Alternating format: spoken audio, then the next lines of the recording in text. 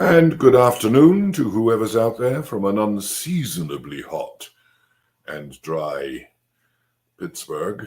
It's very, very warm out there. They do say it'll rain tonight. Bit of a mercy. But it's not cooling down. It's just not like October at all. I have severe complaints to make to Mother Nature about her behavior at the moment. Hello, James in White Oak.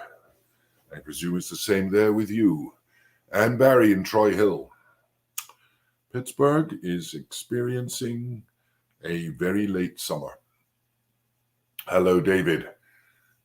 I wonder what it's like there in Stratford upon Avon. I bet it's not as warm as it is here. And the same in Dublin. Hello, Grace. From a lovely evening in Dublin. Now, lovely evening is a relative term depending on where you are in the world. Yes, Greg, is this summer? I think it is. Very late summer. But we shouldn't complain. At least we can sit out in the air and the mosquito count is down. And it's very pleasant in the evening. I will say that. We rehearse in the evening at the moment. And by the time I get home, sitting out there at 10:30, 11 o'clock at night is really quite pleasant. I love it. So anyway, with my coffee in hand, we will wait for those still joining us by reminding you that today's webinar, and indeed next week's, is all about a play which, by strange coincidence, we are about to stage at Pict. And tickets are on sale, subscriptions are on sale. Book now, don't be disappointed. Our usual thank you, deep gratitude to the Allegheny Foundation for their very gracious support for these webinars. They've given us a whole year of support, and let's hope they continue to do so, because we will be continuing to send you out webinars every week for 2022. And we're actually planning the programs right just a moment before I came online. Do consider making a donation, please. Every donation counts, no matter how large, no matter how small. Every dollar counts. And every dollar that you send to us goes towards the presentation of plays. We don't use it for administration. That is the money that we spend on the productions. So when you donate, you become a partner in those productions. Visit the website, www.picttheatre.org, and you'll find a donation button, and you just push it, and it's the easiest thing in the world to send us some money. Do subscribe to the YouTube channel. I know many of you watch these webinars later on in the day or morning or wherever you are on the YouTube channel. But if you subscribe, the more subscribers we have, the more advantage it is to Pict having a YouTube channel. And not only do you get the joys of the webinars, you get all the updated information and alerts and everything else that we are putting out that you can find on YouTube, on Facebook, and on our website. So do please consider subscribing to YouTube. Hello there, Sharon from Brookline, another person falling victim to the late summer in Pittsburgh. And let's wait a few more minutes for the latecomers. Hello, Linda. Good afternoon. All the regulars are tuning in. Bless you all. I know there are so many more regulars who watch it after the live broadcast, but those of you who join me live make me feel that I have company. I'd hate to think I was just sitting here talking to myself, which is what I do for the other 6 days in the week. Anyhow, how are we doing for time? We'll give it another minute for people parking their cars, and then we shall begin. Wow. Pina from Sicily. You see, we are international, and I bet it's lovely in Sicily right now. We do reach out. We have people in India who tune in, and we get the occasional person from Australia tuning in as well, and all over Europe. So this is you're part of an international conglomerate when you join the Pict Friday webinar. Just think of that. People all over the world who are sharing this with you. And we still hear from quite a lot of you, but it's always good to hear from you. Always, send us a message. Send us a question, send us a comment, disagree with me. You're very welcome to. Nothing like a debate. I love debates. I love arguments, as long as they're friendly and warm and loving. So, we'll give it, it's not quite a minute past yet. We'll give it the extra few seconds. You never know. People would hate to miss the beginning of this. And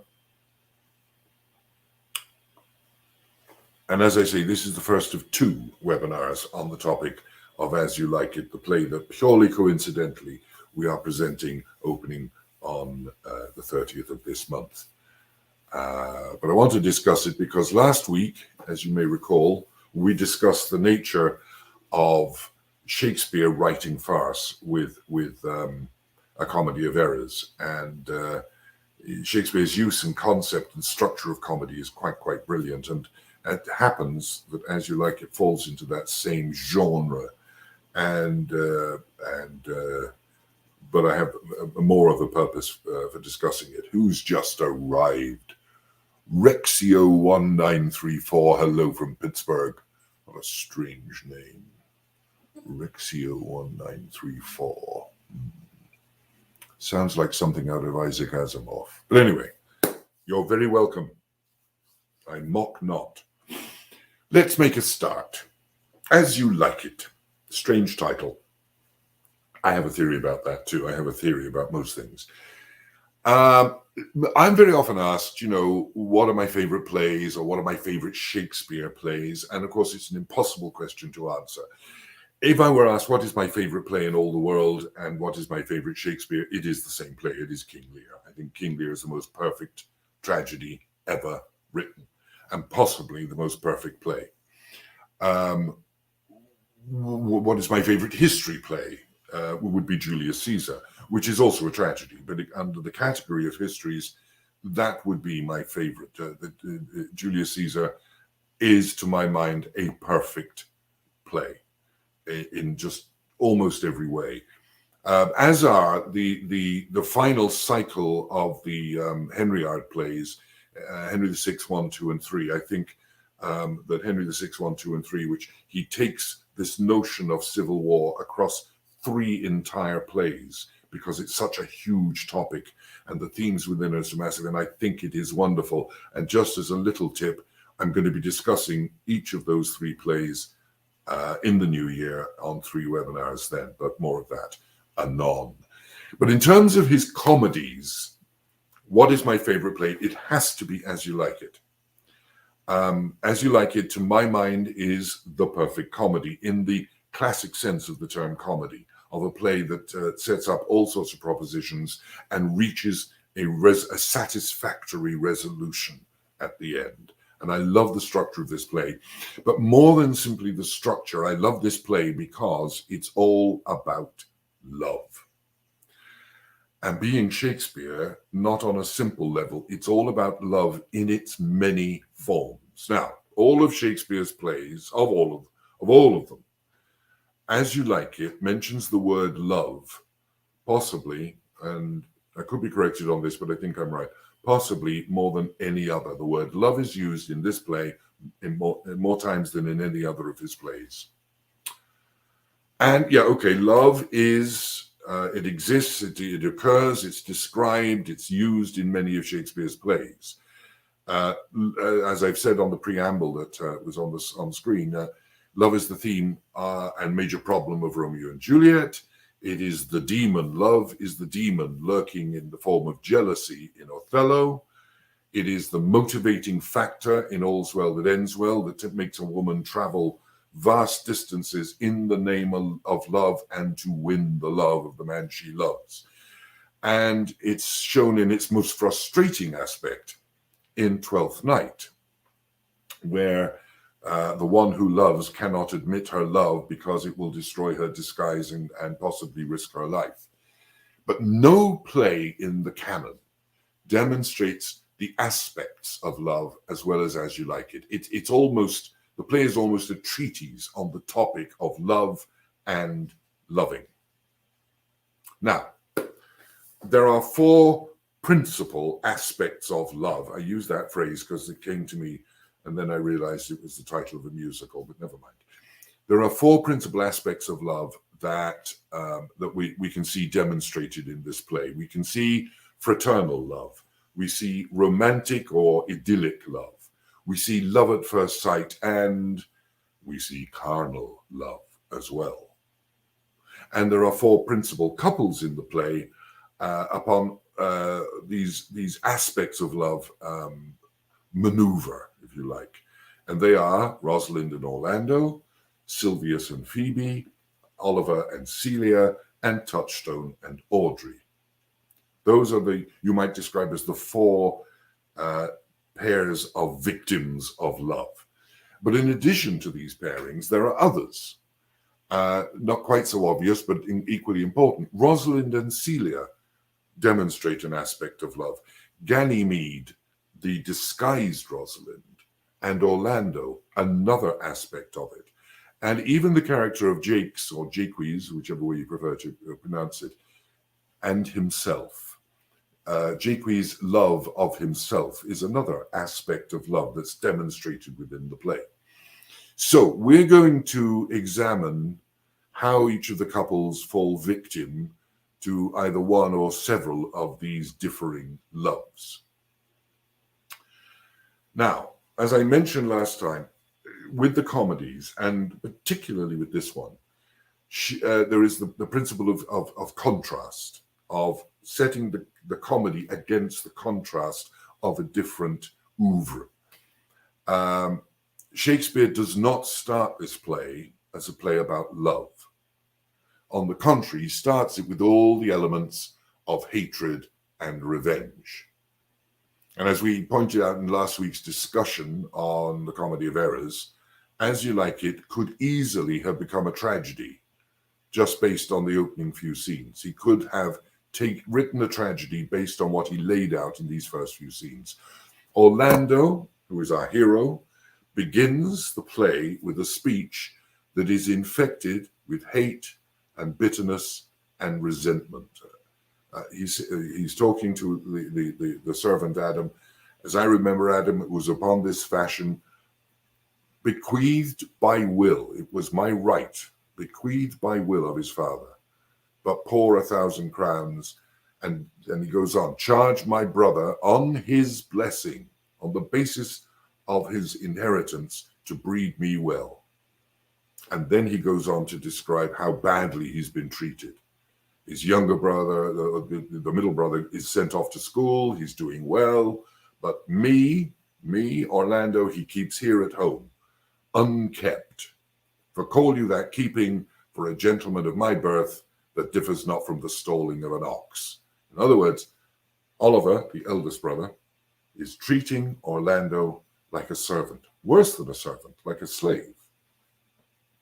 And Orlando is not happy. He has been treated badly. He's been treated unfairly, unjustly. And he is not happy. The spirit of my father, which I think is within me, begins to mutiny against this servitude. I will no longer endure it. So you're starting the play with the proposition of something that is pretty bad. Two brothers who apparently hate one another, one of whom is dominant, one of whom is subject, one of whom feels deep resentment and needs to escape from this basically hell that he has been forced into. So here we set out an argument which could take us either into a comedy, but by the way it seems, more likely into a tragedy. And so far, Shakespeare gives nothing away as to which direction he's going to go in, what he plans to do with this plot. And he follows it with an encounter between Orlando and his brother, which has no element of brotherly love in it. And I use the phrase deliberately. No brotherly love. Fraternal love does not exist here. Oliver says, I know you where you are, sir. Orlando, yeah, very well, here in your orchard. Know you before whom, sir? Better than he I am before knows me. I know you are my elder brother, and in the gentle condition of blood, you should know me. You should treat me as a brother. You should recognize me as your brother. So you see the enmity between them straight away. This is hard-edged. At this point, the play could still go either way. Shakespeare takes it further. Orlando has decided he's going to a wrestling match and try and make some money and break for freedom. Oliver, the brother, tries to convince the opposing wrestler to basically finish Orlando off. And he lies to Charles the wrestler about his brother. He describes him as the stubbornest young fellow of France, full of ambition, an envious emulator of every man's good parts, a secret and villainous contriver, and on and on and on. I had as lief thou didst break his neck as his finger. I want you to kill my brother. I would rather you killed my brother. And if you don't do that, if you show him any slight disgrace, if he does not mightily grace himself on thee, or he will practice against thee by poison, entrap thee by some treacherous device, and never leave thee till he has ta'en thy life by some indirect means or other. There is not one so young and so villainous this day living. Now this is a brother talking about his own brother. That's speech, when you think about it, because he is lying to Charles in an incredibly convincing way, sounding like he feels sorrow and pity, but asking Charles, I think you better kill him before he kills you. That is a speech worthy of Iago at his most conniving. We are deep in the territory of tragedy. Shakespeare is taking us down a very dark path. But our very next scene does exactly the same. We suddenly meet Rosalind, our heroine. Once the lady, if you like, the lady of the court, now reduced to a companion for her cousin Celia, because her cousin's father, the new Duke, has banished his brother, Rosalind's father, the old Duke, again, fraternal love not existing, and it's a repeated pattern for the other two younger brothers. So you have more food for tragedy being served up to us. Shakespeare is nothing if not a great plot setter.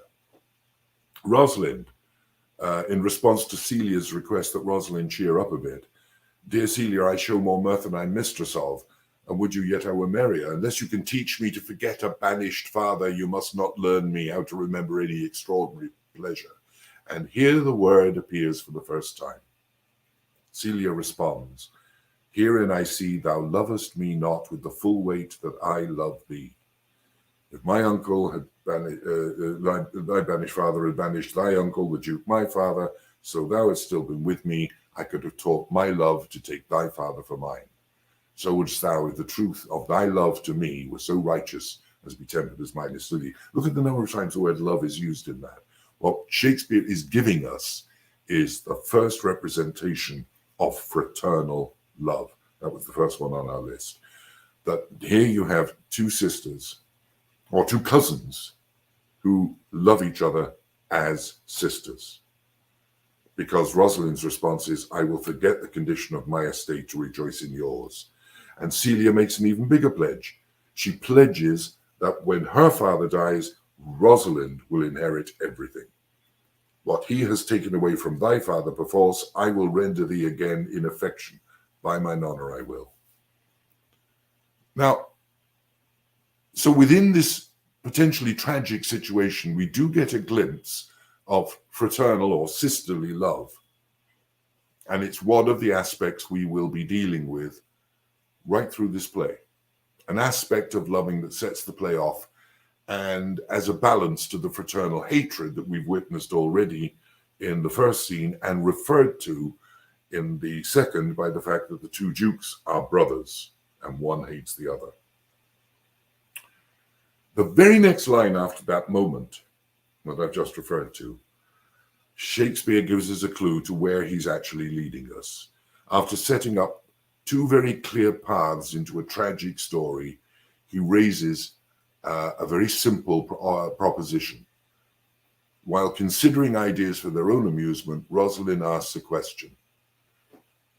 What do you think of falling in love? And Celia, very important question. And Celia, being somewhat prudish, doesn't think it's a great plan. Marry, she says, I prithee do to make sport withal, but love no man in good Ernest, nor no further in sport, neither than with safety of a pure blush thou mayest come off again. In other words, fall in love if you like, but only pretend to. And when you're doing it, don't do anything that is risky to your virtue. You'd be very much forgiven for thinking Celia is a bit of a prude. And she's definitely not one for random romance or the playing of lovers' games. Ironically, that is the trap or the pit or the joy, depending on your perspective, that you will fall into later in the play. But it is she, ironically, that suggests the very thing that Rosalind will actually do, to make sport of love, to play a game of love. And then, to brighten this moment, we meet both Le Beau, who is most definitely foppish, and Touchstone, who is a very sour fool. These introductions are purely formal. They're tonal. They're setting the mood and actually changing the mood very gently, very subtly. But a sour fool is not always an indication of comedy, because remember, in King Lear, it's a very sour fool as well. Anyway, back to the tragic theme. Rosalind and Celia meet Orlando. He's come to wrestle. They try to dissuade him. They fail. He wrestles with Charles, and surprise, surprise, he wins. The Duke prepares to reward him, but then discovering who Orlando actually is, throws him out without a reward. I would thou hadst been son to some man else, he says. The world esteemed thy father honorable, but I did find him still my enemy. So again, just when you thought it was safe that we're going to a comedy, back comes this darkness. The girls apologize to Orlando. And then we get this demonstration of pure Shakespearean genius. It's a tiny scene of almost contact, almost conversation, almost, but not quite. Rosalind observes, my father loved Sir Roland as his soul, and all the world was of my father's mind. Had I before known this young man his son, I should have given him tears unto entreaties, ere he should thus have ventured. She get very, very verbal there. Celia says, let's go and thank him and encourage him. My father's rough and envious disposition sticks me at heart. And then she speaks up. Sir, you have well deserved. And at this moment, Celia becomes prophetic and is Shakespeare gently leading us in the direction he wants us to go. If you do keep your promises in love, but justly, as you have exceeded all promise, your mistress shall be happy. That is prophecy. Just Shakespeare putting the prophecy of the play into the mouth of Celia.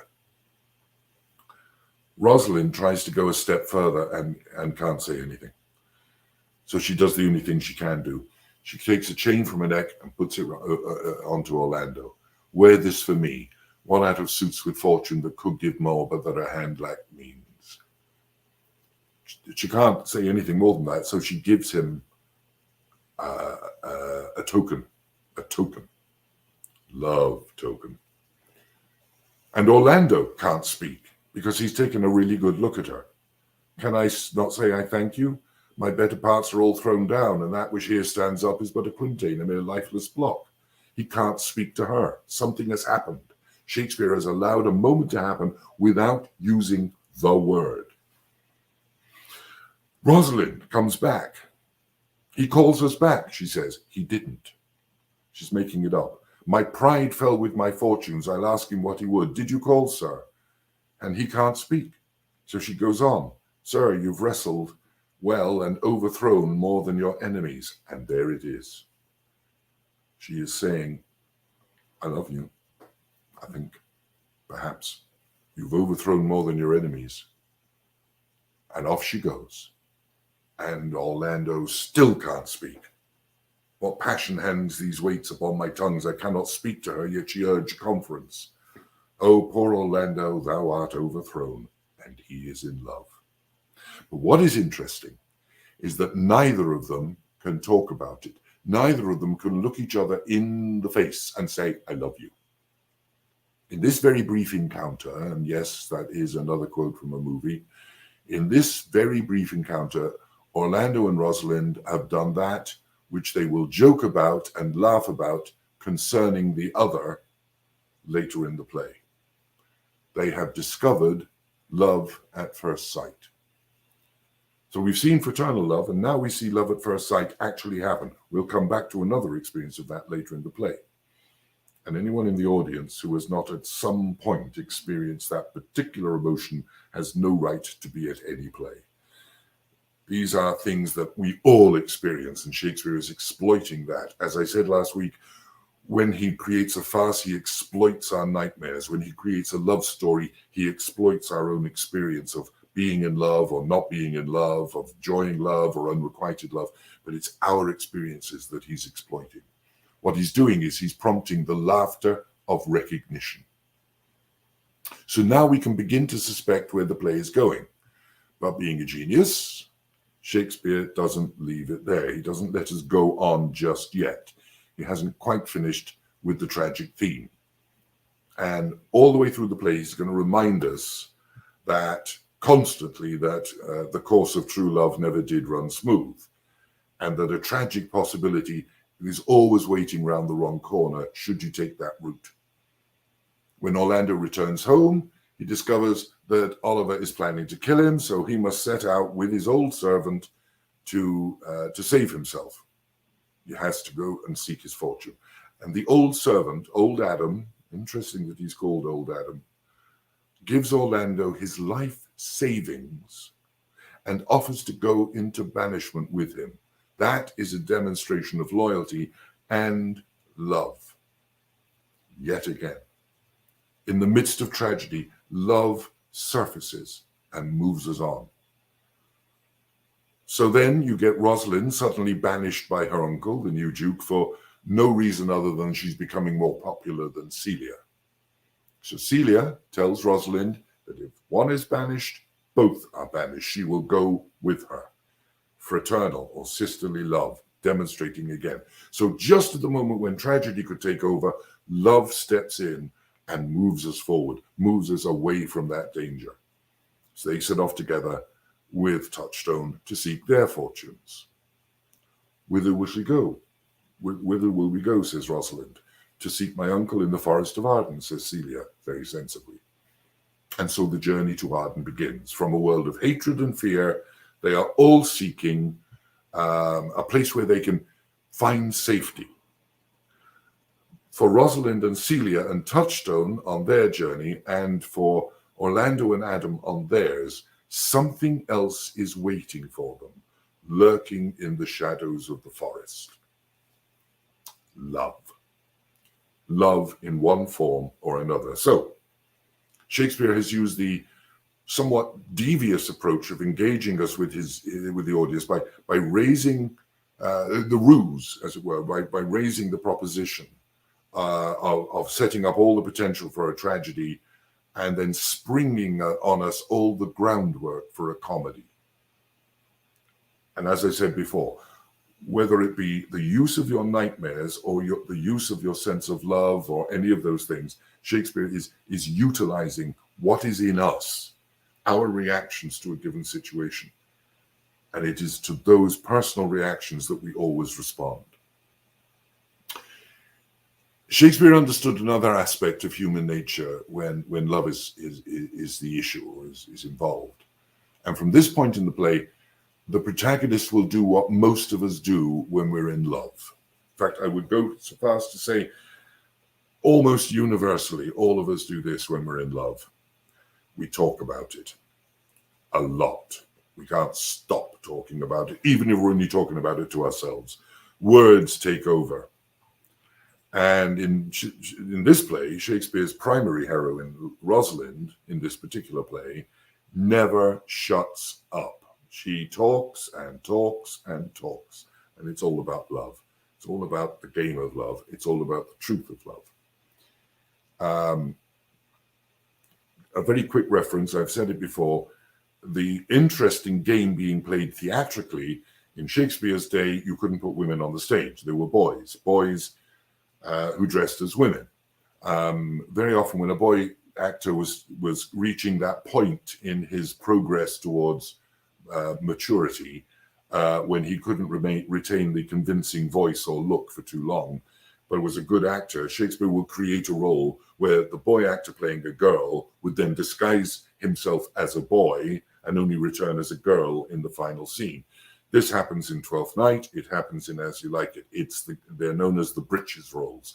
And this kind of technique was also used later on in the Restoration period, when you could have women appearing on the stage, but nevertheless would often disguise themselves as men. The recruiting officer, Sylvia in The Recruiting Officer, is a very good example of that.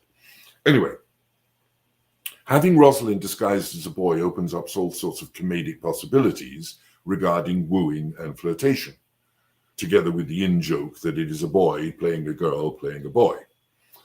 Nowadays, we just have a girl.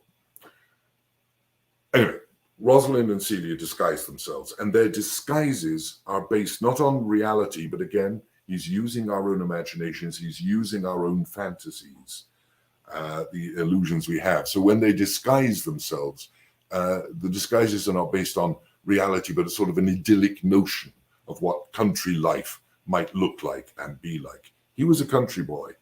He knew what city folk looked like when they came to the country and tried to look countrified. But anyway, the whole adventure in Banishment is a kind of an idyll. It's an idyllic dream world, because we're now traveling with them from the tragic world of the city to the placid, indeed the magical world of the forest. As Celia says when she gets there, I like this place and willingly could waste my time in it.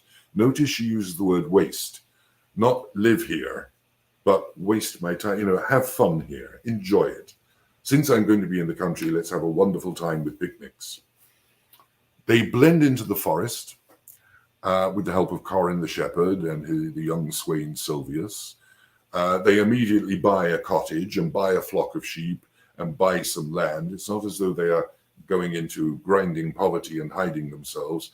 They make themselves very obvious. But one of them is dressed as she thinks a shepherdess would dress, and the other is dressed as a young boy would be dressed in Rosalind's imagination.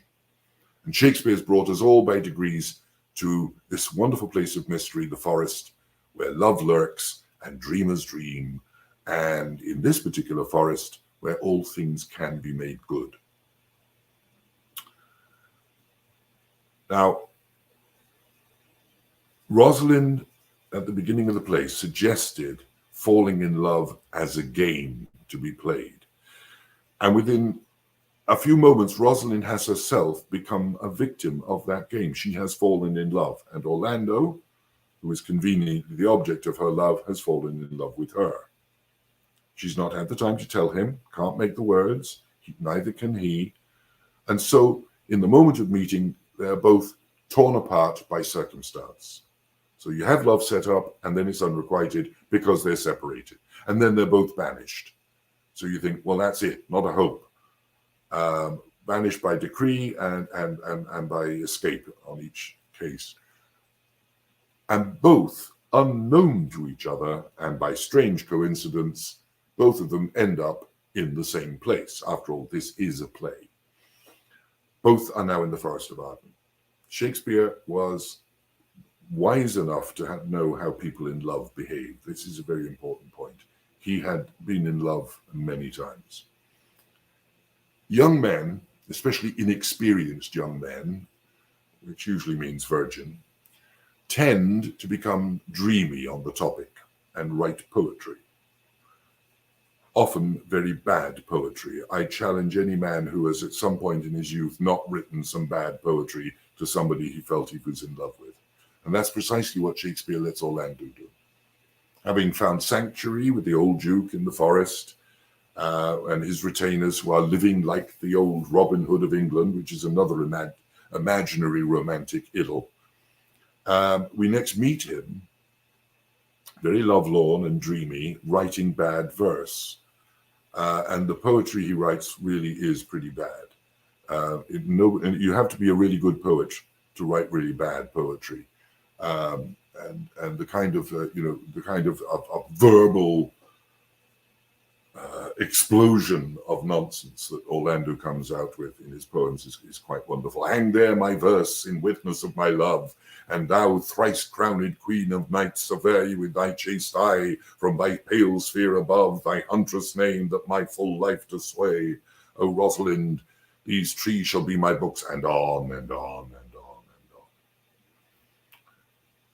and on. He uses very deliberate rhythmic composition in this, very strict meter, because this is an amateur writing love poetry and bad poetry at that. Rosalind finds some of them where he's gone to a different verse structure. From the east to western Ind, no jewel is like Rosalind, her worth being mounted on the wind, though all the world bears Rosalind.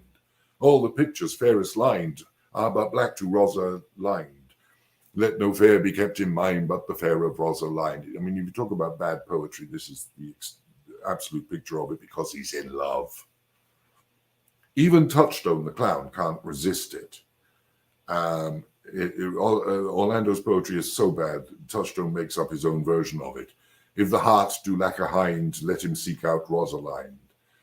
If the cat will after kind, so be sure will Rosalind. Winter garments must be lined, so must slender Rosalind. They that reap must sheep and bind, then to cart with Rosalind. Putting a woman to cart was an indication of her lack of morals. Sweetest nut hath sourest rind, such a nut is Rosalind. In other words, when you open it up, it's sour. And so it might look good on the outside, it's sour on the inside. He that sweetest rose will find, must find love's prick and Rosalind. Touchstone is nothing if not carnal, and that is a deliberately very rude allusion. Touchstone's carnality will also be his downfall, as we'll see in another scene next week. So we got Rosalind and Celia thinking the verse is pretty bad. They even make a comment about the iambics within them. They had more feet than the verse will bear. But then Rosalind discovers who wrote them, because she has no idea. It's almost as though Orlando is out of mind because she'll never see him again. But when she hears who wrote these bad verses, she goes crazy. When Celia tells her it is young Orlando that tripped up the restless heels and your heart both in an instant, she can't believe it. Nay, but the devil take mocking. Speak, sad brow and true maid. Tell the truth. Cross your heart and hope to die. Faith, cuz 'tis he, says Celia. Orlando. And then I love this. And that, when I say, when you are in love, you talk and you gabble and you want to know everything in the instant. And Shakespeare understands that. Alas the day, what will I do with my doublet and hose? What did he when thou sawest him? What said he? How looked he? Wherein went he? What makes he here? Did he ask for me? Where remains he? How parted with he from thee? And when shall thou see him again? Answer me in one word. We've all done it. Shakespeare understood that. We all know this. But then she asks a deeply important question. Does he know that I'm in this forest and in a man's apparel? Does he know I'm here? Does he know I'm disguised as a man? And then a very innocent but lovely question. Looks he as freshly as he did the day he wrestled? So Shakespeare is releasing to us the, as it were, the not forgotten, but the buried emotions and feelings and questions of Rosalind. Love makes us talk in strange ways and do strange things. But what is clear in this moment is that Rosalind is completely smitten. After all, she is in love. But what to do about it? There she is in the forest, disguised as a guy. And that's for her own safety. It's all very well being in love, but what about him? That's the other point. She knows she fell in love with him. She does not know, or had no suspicion, that he fell in love with her until she read those bad verses. But what does he really feel? Is he really in love? And this is the next section of the love story, if you like, establishing that love exists. What does he really feel? How can she find out? How can she test his love without revealing herself? Well, of course, the answer is you do what you suggested right at the beginning, or what Celia qualified your suggestion as. You play a game, a truth game. And that's exactly what Rosalind does. She decides to find a way to get the truth out of Orlando about how he feels about Rosalind without revealing that she is Rosalind. And very conveniently, again, because it's a play, along he comes at that moment with Jakes, and he's even speaking at that moment about his love for Rosalind. She could just take that as the evidence she needs, but she doesn't, because anybody can talk about it. And the remainder of that scene in the play, it's Act 3, Scene 2, if you want to read it, is undoubtedly one of the finest exchanges between two people on the topic of loving that anyone has ever written. On the topic of loving, not about being in love, but on the topic of loving. So first, Rosalind will tell Celia and the audience that she will keep up the pretense of being a boy. She says, I'll speak to him like a saucy lackey, and under that habit, play the knave with him. She's going to keep pretending to be the boy Ganymede.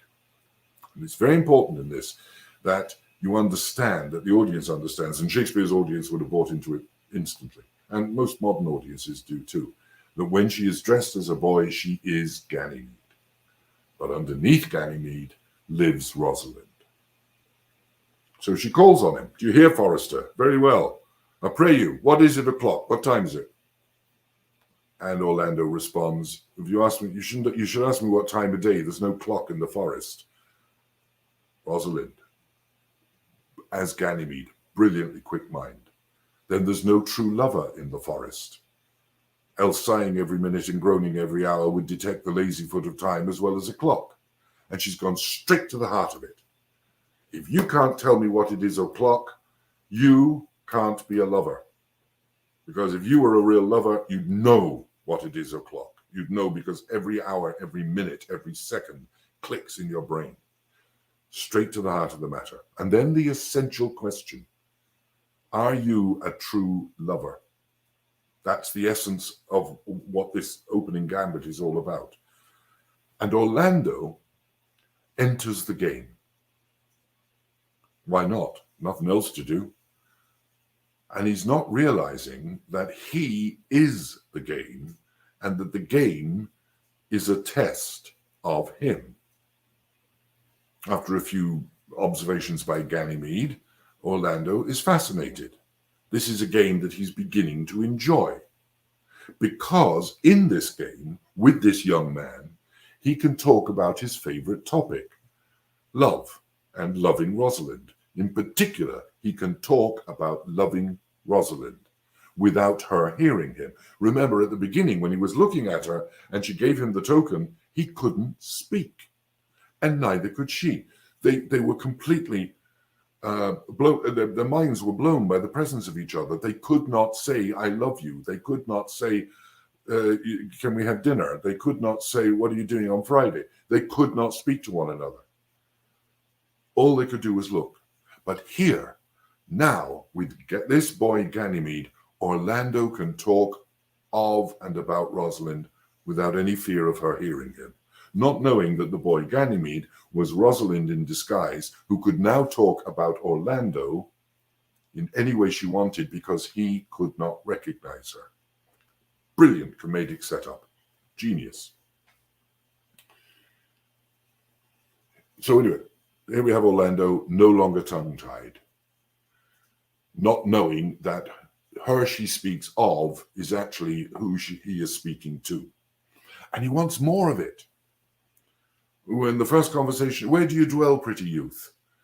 She says, with this shepherdess, my sister, in the skirts of the forest, like fringe on a petticoat. Oh, she's running. She keeps going to the edge all the time. Something seems not quite right to Orlando. Your accent is something finer than you could purchase in a dwelling. But Rosalind's too clever for that. And again, she pushes the game further with everything she says. I've been told so of many, but an old religious uncle of mine taught me to speak, who was in his youth an inland man, city man. one that knew courtship too well, for there he fell in love. And I've heard him read many lectures against it, and I thank God I'm not a woman to be touched with the giddy offences that he has generally taxed their whole sex withal. And in this, she sets herself up as an authority on love, the one topic that Orlando wants to talk about.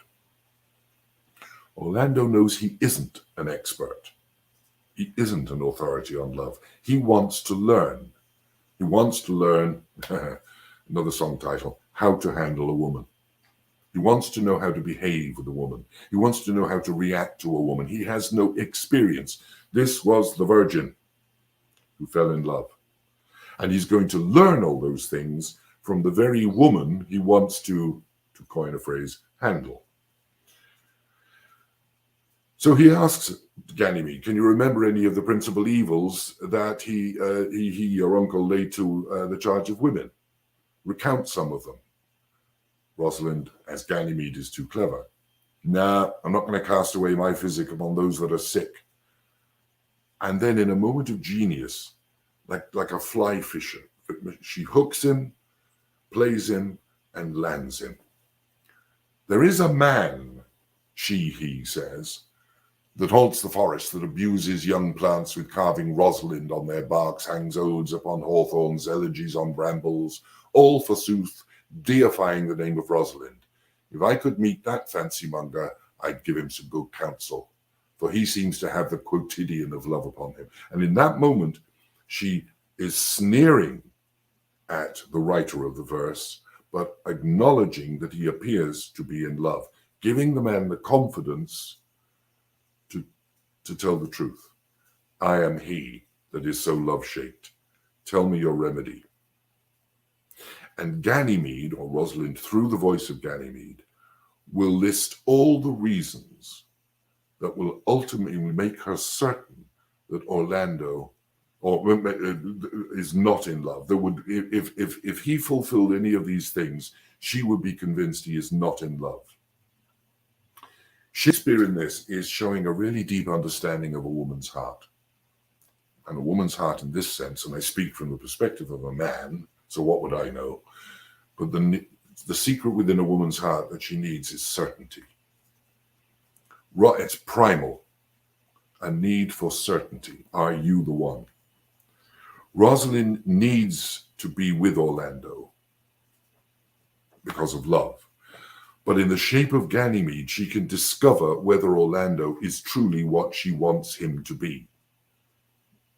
And he says to her, fair youth, I would make thee believe I love.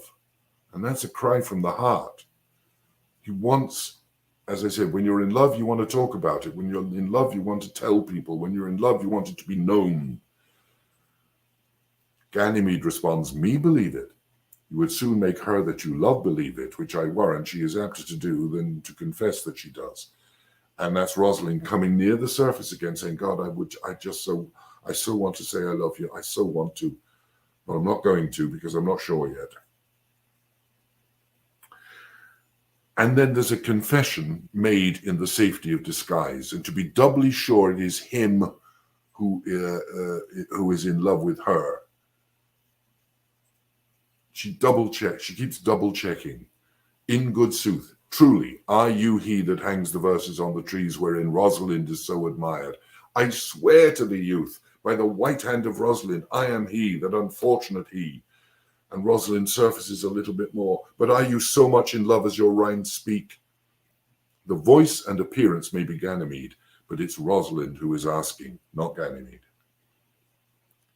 And Orlando responds, neither rhyme nor reason can express how much. And at that moment, Rosalind could burst forth and say, it's me, I love you. But she doesn't. She still goes further. She keeps pushing this.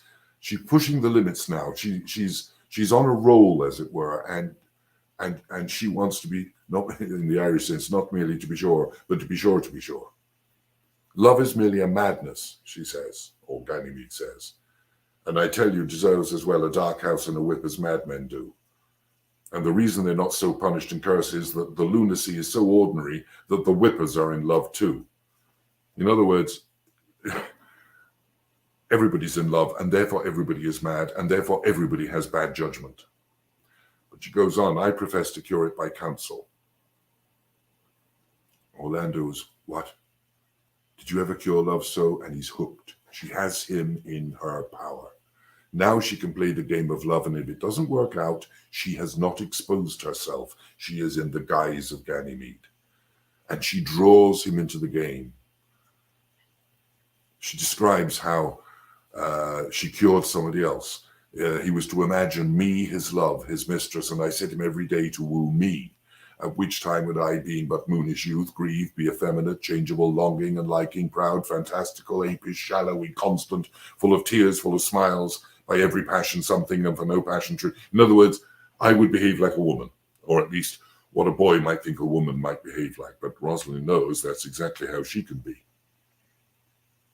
And by this means, I drave from my suitor, from his mad humor of love to a living humor of madness, which was to forswear the stream of the world and live in a nook merely monastic. In other words, I behaved so like a woman, he decided never to talk to a woman again.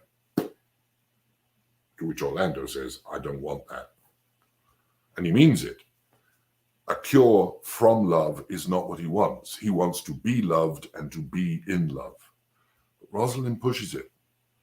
I would cure you if you, and this is the trick, if you would but call me Rosalind and come every day to my court and woo me. Oh, genius. She can have the man she loves talk to her about his love for her, thinking that she is in fact a boy, somebody else completely different, that she can make him do everything that he could not do when faced with her, he could do by using a surrogate. Such a temptation, and to be able to say all those things to a proxy that you haven't the opportunity or the courage to say to the person herself. Now, by the faith of my love, I'll tell me where it is. And Rosalind or Ganymede says, yeah, come on, you're coming.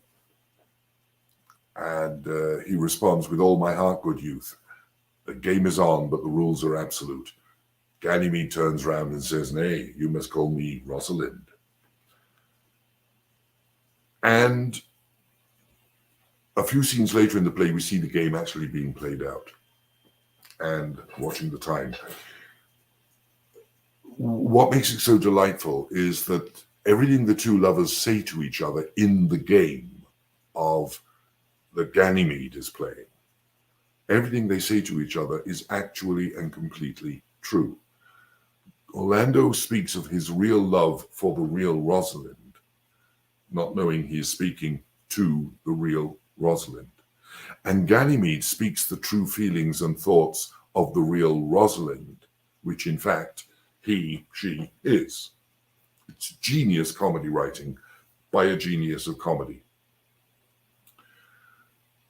And at the same time, Rosalind is able to play all those wicked games. Orlando arrives, my fair Rosalind, to Ganymede. I come within an hour of my promise. Ganymede, an hour? He's an hour late. Just an hour. Break an hour's promise in love, he will divide a minute into 1,000 parts and break but a part of 1,000th part of a minute in the affairs of love. It may be said of him that Cupid hath clapped him on the shoulder, but I warrant him heart whole. He's not in love at all. Moments later, Ganymede reminds Orlando, I am your Rosalind. Wicked moment of Rosalind humour. She is loving the game. Come woo me, for now I'm in a holiday humour and like enough to consent. What would you say to me now, and I were your very, very Rosalind? Oh God, Rosalind wants to know that, but it's the voice of Ganymede that's asking the question, and therefore he feels free to answer it. Shakespeare knew what it was like to be tempted and to be flirted with. Orlando says something he wouldn't dare to say to a real Rosalind. I would kiss before I spoke. She could take that moment, but she ducks it. No, you were better to speak first, and when you're a gravel for lack of matter, then you might find occasion to kiss. She wants it, but she holds back from it. She's enjoying the game so much. And she keeps reminding him, as if she wants to hear him refer to her constantly. Am I not I, your Rosalind? Stay in the game, stay in the game. Tell me I'm Rosalind. I want to hear your voice saying it. He replies, I take some joy to say you are, because I would be talking of her. Well, in her person, I say I will not have you. Then in my own person, I die. He's loving the game too. And her response is quite brilliant, because it doesn't only describe the silliness of love fables, but it's also kind of a shot of reality in the arm of someone infected by the idea of love. No, she says, die by attorney. The world is almost 6,000 years old, and in all this time there was not any man died in his own person, videlicet, in a love cause. And then she gives them some classic examples of heroes from antiquity dying of love. But she continues, these are all lies. And then the kicker. Men have died from time to time, and worms have eaten them, but not for love. She is saying, in a subtle way, we're playing a game, but be aware of the reality of love, not just the fiction of love. She's guiding. Rosalind, through Ganymede, is guiding the thinking of the man she loves. Orlando responds to that. I would not have my right Rosalind of this mind, for I protest her frown might kill me. No, and Rosalind surfaces again. By this hand it will not kill a fly. But come now, be your Rosalind in a more coming on disposition, and ask me what you will. Love me. Of course I will, Fridays and Saturdays and all. And will you have me? Aye, and 20 such. What? You'll have 20. Why? To which she replies, are you not good? I hope so. Why then? Can one desire too much of a good thing? It's a reality check again, as well as being sort of a quote for the ages, because we can never have too much of a good thing. But it's there's a wickedness materializing now in Rosalind. And I think it's because she now begins to believe in the truth of Orlando's love. She's beginning to think, he really does. No matter what I say, he just keeps coming back and saying, but I love her, but I love her. So she sets up a mock marriage with Celia as the priest. And in conclusion to it, she asks it's a very sober conclusion. Tell me how long you would have her after you possessed her, to which Orlando says, of course, as the true romantic, forever and a day. And there's another reality check that Shakespeare slips in there. Basically, life is long and none of us stay the same. It's a kind of warning by Rosalind to Orlando through the voice of Ganymede against frivolous marriage. Say a day without the ever. No, Orlando. Men are April when they woo, December when they are wed. Maids are May when they are maids, but the sky changes when they are wives, and goes on to describe just how difficult a wife can be. All the awful things that a wife can do to just make your life hell. And with that, he asks the simple question, will my Rosalind do that? On my life, she will do as I do, says Ganymede, Rosalind. But she's wise, says Orlando, being a man. Or else she could not have the wit to do this. The wiser, the waywarder. When a woman knows what she can do, she'll do it. And so Shakespeare takes us through a whirlwind of emotions and realities in this scene. It is the period of wooing, but it is also the period of discovery in any relationship about not just the joy and the romance of a relationship, of love at first sight, growing and forming into pure romantic and idyllic love, but also addressing the fact that if love is in that state that one then leads to marriage, there are realities to be faced in the way of marriage. And Shakespeare understood that on a personal level, and also knew that every married couple in his audience understood that as well. When they first met, both were lost in the romance. The man dreaming of it and lost in the dream. The woman wary of it, not quite trusting the dream. The man wanting to prove his love, the woman wanting to be sure. And the true genius is that both of them are testing the water by proxy. She is protected by her disguise and therefore getting the unvarnished truth. And he is protected by the game he plays with what he thinks is a boy. Now, all the aspects of love that I mentioned earlier are in that scene. They're all incorporated in that, because even carnal, the question of the kiss, the offer of the kiss, which is physical contact, which Rosalind pulls back from because being a boy, she can do that. But every aspect of love is in there. The boy behaving to Orlando like a wiser brother gives us fraternal love. The romantic moments that surface between the two of them, idyllic.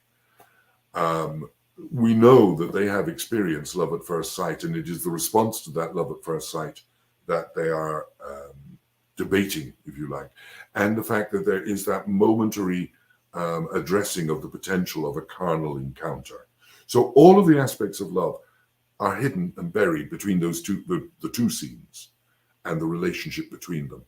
And Shakespeare wants to play that out so that we can understand that by the time we come to the conclusion of the play, they have at least addressed and understood the nature of the aspects of love. Now, my goodness, we've covered an awful lot in that. And if anybody has any questions or comments, stick them up and send them to me. Because next week, I love the first thing Rosalind does when she arrives in Arden. I can only see part of that. I'm going to just move with it. Oh, yes, to buy some real estate. Yes, absolutely.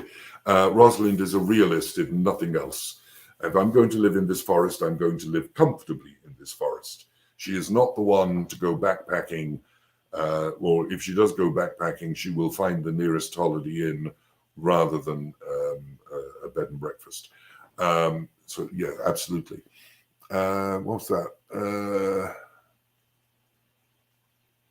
Yes, indeed. Of course, Shakespeare would have had deep awareness of the Bible and the story of Ruth. It's not just the two women, but it is also of Adam and Orlando. Whither you go, I will go. Your people should be my people. That whole quote. Adam is also following that dictum of the Bible. That is Ruth. Shakespeare used the Bible a lot. He shares that with Oscar Wilde. The Bible was a great source of moral principle that Shakespeare often used. So anyway, next week, I'm going to look at the same aspects of love, but through the other characters that we've discussed in the play. Oliver and Celia, Phoebe and Sylvius, and of course Touchstone and Audrey. So anyway, that's it for this week. If you have any further questions or comments, do send an email. Our subscriptions and single tickets for As You Like It are now on sale, so don't hesitate. Book tickets now and prove me wrong. You can email us, marketing@pigtheatre.org, and that's all for this week. We have actually run out of time, and thank you all for bearing with me. I'll see you, I hope, all next Friday. For now, bye.